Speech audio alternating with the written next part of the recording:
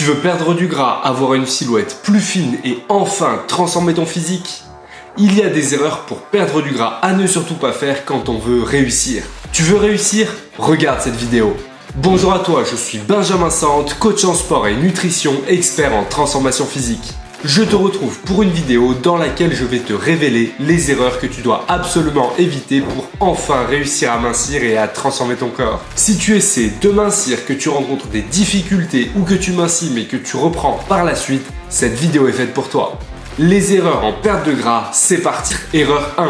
Définir un mauvais objectif est l'erreur la plus courante. Tu remarqueras que je parle de perte de gras et non de perte de poids. C'est bien lié à cette erreur. Qu'est-ce que tu souhaites réellement? Avoir un poids plus faible quand tu te pèses ou bien te sentir bien devant la glace en te regardant, apprécier ton corps? Moi je crois la question elle est vite répondue. Alors voyons pourquoi ton objectif ne fonctionne pas. Quand on mincit, il y a un risque de perdre de la masse musculaire si on n'emploie pas les bonnes méthodes. Ainsi on perd très rapidement du poids mais cela ne contribue pas forcément à améliorer sa silhouette sur le long terme. Parce qu'on aura du mal à maintenir ce poids et qu'un corps moins musclé est forcément moins esthétique. Enfin, à un certain point. Pour éviter cela, il vaut mieux définir un objectif visuel dès le départ. Il existe aussi des mesures possibles, plus précises que le poids, qui peuvent accompagner cet objectif visuel. Par exemple, tu peux prendre ton tour de taille pour te donner une meilleure idée de ta perte de gras. Ou simplement au quotidien, les habits dans lesquels tu vas pouvoir entrer ou pas vont te donner une idée de ton évolution. Pour définir ton objectif, prends-toi en photo, écris ce que tu souhaites de manière concrète et fixe un objectif avec une photo d'un corps qui te plaît. C'est la manière la plus simple d'avoir un objectif à atteindre.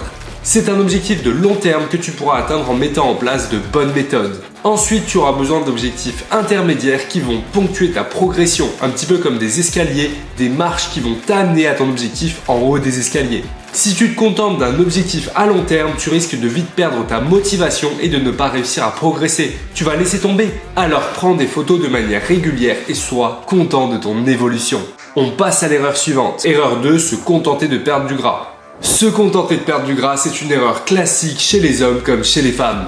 Les hommes veulent mincir puis faire une prise de masse et les femmes veulent juste mincir parce que se muscler donne une silhouette masculine. Fais de la musculation et muscle-toi. Quand tu perds du gras, tu dois pas te contenter de ça. Cela mènera à une transformation physique bien plus efficace et tu seras vraiment plus satisfait de ton évolution.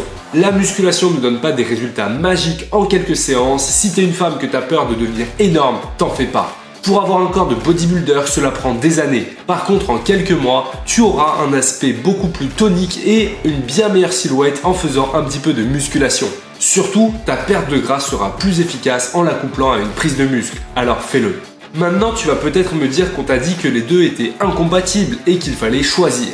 Oublie ça. Si tu as moins de 3 ans de musculation, les deux sont parfaitement compatibles. C'est ce que je t'explique dans cette vidéo. Bien sûr, cela dépend de nombreux facteurs, mais les mécanismes de la prise de muscle et de la perte de gras sont distincts et tu peux réussir à faire les deux simultanément. Alors ne te contente surtout pas de perdre du gras, prends du muscle en même temps et obtiens des résultats encore plus impressionnants. Et si tu veux aller plus loin et obtenir le corps de tes rêves, retrouve le lien de mon accompagnement dans la description.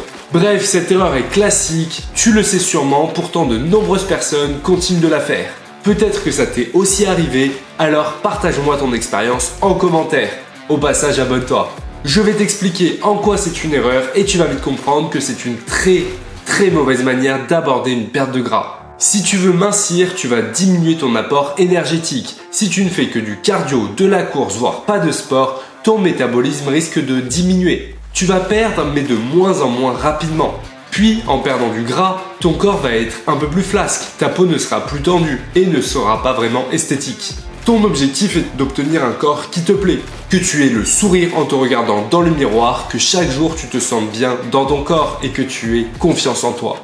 Il faut donc mettre en place un entraînement pour prendre du muscle et ça c'est fondamental. Si tu prends du muscle et que tu perds du gras en même temps, ton changement physique sera beaucoup plus impressionnant. Tu te sentiras bien mieux dans ton corps et ta transformation physique sera beaucoup plus efficace. Alors muscle-toi. Allez, erreur suivante. Erreur 3, les régimes. Aïe, je rencontre encore des personnes qui font des régimes. Tu le sais sûrement, faire un régime ça sent pas bon, c'est vraiment pas fou. C'est le meilleur moyen de te frustrer et de reprendre du gras par la suite. Et après ça, tu vas être perdu, tu vas utiliser des produits, des substituts de repas, des bœufs de graisse pour essayer de mincir. Bref, c'est la cata. Tu vas juste jeter ton argent par les fenêtres, être frustré et être déçu de tes résultats. Cette erreur est classique et les produits minceurs continuent de se vendre en énorme quantité, mais ils ne fonctionnent pas ou quasiment pas.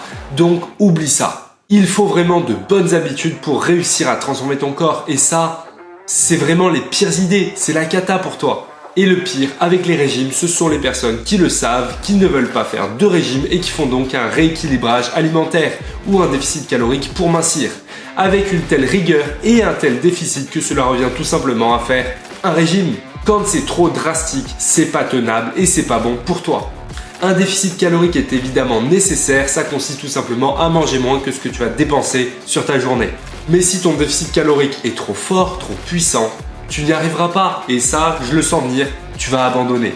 En fait, le mécanisme du régime entraîne inévitablement une reprise de gras par la suite.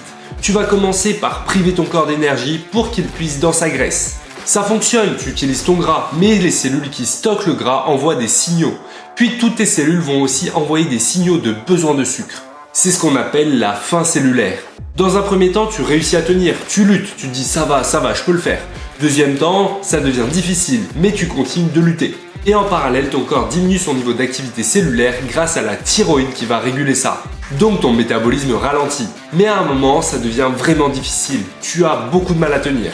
Tu as perdu pas mal de gras et tu te sens un petit peu mieux, tu te dis que ça a réussi. Donc tu vas finir par arrêter ton régime. Et là, tu reviens à une alimentation normale. C'est la cata, c'est vraiment la catastrophe. Tu consommes moins et tu te mets à tout stocker, à stocker.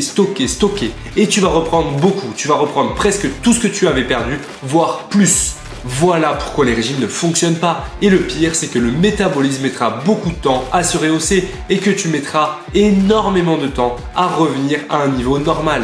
Donc si tu veux suivre une méthode qui fonctionne, reste bien jusqu'au bout, regarde la vidéo et applique mes conseils. Puis pense à t'abonner si ce n'est pas encore fait. On passe à l'erreur suivante. Erreur 4, se lancer dans des changements drastiques. Tu as envie de transformer ton corps une bonne fois pour toutes et tu as décidé de mettre en place des changements définitifs qui vont révolutionner ton quotidien? C'est une très mauvaise idée. Je comprends que tu as envie de réussir le plus vite possible à changer ton corps, d'obtenir des résultats et que pour ça tu es prêt à tout changer. Sauf qu'en adoptant des changements trop brutaux, trop brusques, ton corps va le sentir et te fera sentir ça. Et donc tu vas te retrouver à abandonner. Je te donne un exemple. Michel a 30 ans, ne fait aucun sport depuis 3 ans.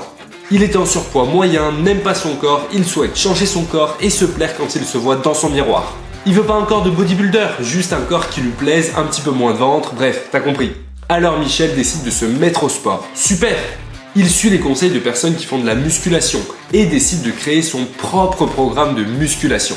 Il va donc faire 4 séances de musculation et une séance de course à pied dans la semaine. Michel est maintenant prêt. Il commence dès le lundi après son travail à 19h. Il se rend chez Basic Fit et commence sa première séance pectoraux triceps. Ça se passe plutôt bien.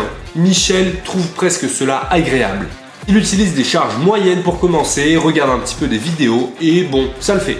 Michel rentre chez lui, il a aimé la séance et se dit que demain ce sera encore mieux. Le lendemain matin, Michel se réveille, il est engourdi. Ses bras sont lourds, il a mal à la poitrine et il comprend pas du tout ce qu'il se passe. Il se dit pourquoi est-ce que j'ai mal? Il touche ses pectoraux et se dit mais j'ai vraiment mal. Ah, c'est des courbatures. Michel se dit que c'est normal, que ça va passer. En fin de journée, il ira s'entraîner. La fin de journée arrive et Michel n'a pas vraiment envie. Il doit faire sa séance de biceps mais il a vraiment mal aux pectoraux. Mais bon, Michel regarde son ventre et se dit je dois le faire, j'ai besoin de ça pour réussir. Michel va donc faire sa séance. Elle est moins sympathique que la veille, mais Michel l'a fait. Fin de séance, Michel se couche épuisé. Le lendemain, rebelote, mais en pire. Michel a encore plus mal, mais aujourd'hui c'est les jambes, alors Michel se dit que ça ira mieux. Il va s'entraîner. La séance se passe plutôt bien. Lendemain, nouvelle douleur. Michel a vraiment mal partout. Et là, Michel doit encore faire une séance de musculation. Il se dit mais comment c'est possible? Il va faire les épaules. Mais là, ça devient vraiment compliqué. Michel a mal partout dans le corps, ses bras lui font extrêmement mal, ça brûle, ses jambes sont lourdes, il souffre.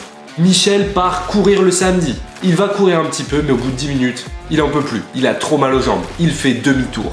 Dimanche, Michel est exténué de sa semaine. Il se regarde dans le miroir et ne voit aucun changement. Michel est dégoûté. Il ne comprend pas tous ces efforts pour rien.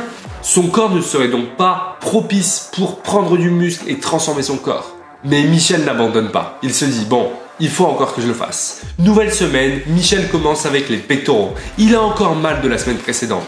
Michel fait sa séance. La séance du mardi et le mercredi, il n'y arrive plus. Alors Michel se laisse quelques jours de repos. Il reprend le samedi avec une séance jambes. Mais là, c'est pareil. Il a super mal. Troisième semaine, Michel continue. Il n'a pas abandonné. Michel va faire sa séance pectoraux. Mais ce sera la dernière. Ça y est, Michel n'en peut plus. Michel a abandonné. Il refera peut-être encore une petite séance pour essayer de rattraper ça. Mais tu le sais, 2 semaines plus tard, maximum, il aura fini. Ne sois pas comme Michel. Michel, c'est l'exemple type de 99% de la population. La majorité des gens sont comme ça. Ils veulent en faire beaucoup au début et finissent par abandonner. Et moi, je te dis, il faut pas faire ça. Fais l'inverse. Mets en place de petits changements qui vont durer et augmentent un petit peu chaque semaine. Oui, il faut te dépasser, oui, il faut sortir de ta zone de confort et oui, à un moment, il faudra faire des efforts. Mais si tu fais plein d'efforts dès le début, ton corps ne tiendra pas et te le dira. Si tu te mets à tout changer, je te garantis que tu abandonneras en quelques semaines. Par contre, si chaque semaine, tu augmentes très légèrement la difficulté, si chaque semaine, tu dois légèrement te dépasser, mais que globalement ça va et que tu prends le temps d'apprécier, alors là, tu réussiras. Ma méthode est très simple et efficace. Il te suffit d'adopter des changements progressifs avec de petites évolutions dans le temps. C'est tout simplement ce que j'applique dans mon programme Réussite Transformation. Tu sais maintenant comment adopter des changements durables. Erreur suivante. Erreur 5, se priver d'un type d'aliment. Bon, cette erreur est classique et très simple à comprendre. Tu veux mincir et tu décides de supprimer toutes les graisses ou tous les glucides de ton alimentation? Non.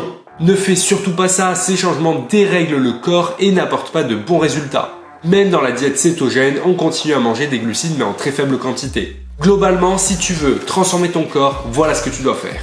Augmenter tes légumes et tes protéines, en consommer beaucoup plus. Avoir une consommation saine de lipides et consommer moins de glucides. Et surtout, moins de glucides transformés. Tout ce qui est produit transformé, on évite. Privilégie les aliments naturels, surtout pour les glucides. Choisis des céréales naturelles avec du quinoa, du sarrasin ou même du riz.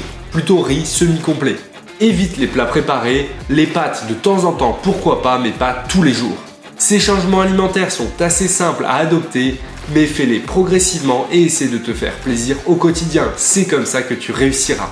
Pense aussi à assaisonner tes plats et à te faire plaisir à chaque repas. Je t'ai présenté 5 erreurs courantes à éviter pour perdre du gras. Fais attention à ne pas commettre ces erreurs et tu transformeras ton corps. Si tu veux aller plus loin, rejoins le challenge gratuit dans ma description. En attendant, pour ne rater aucun conseil, pense à t'abonner et suis-moi sur Instagram, YouTube, TikTok, bref la totale pour voir tout mon quotidien et toutes mes vidéos. Allez, force!